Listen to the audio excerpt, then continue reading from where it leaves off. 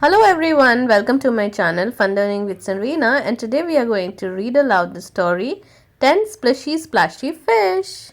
10 friendly fish on a swim one day. One sees a starfish and splashes off to play. 9 happy fish like to splash and splish. Then one goes to visit a yellow puffer fish. 8 tiny fish bobbing high and low. One spots a red crab and goes to say hello.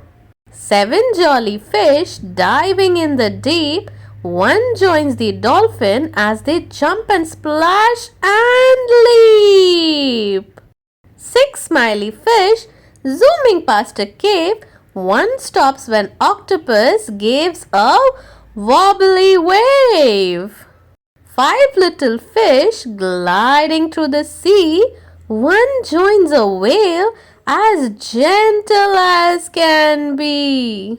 4 lively fish playing near the ocean floor. One sees a shipwreck and goes off to explore. 3 cheeky fish swimming in a row. One meets some jellyfish and off they go. 2 cheery fish swishing on ahead. One stops to play in the pretty coral bed.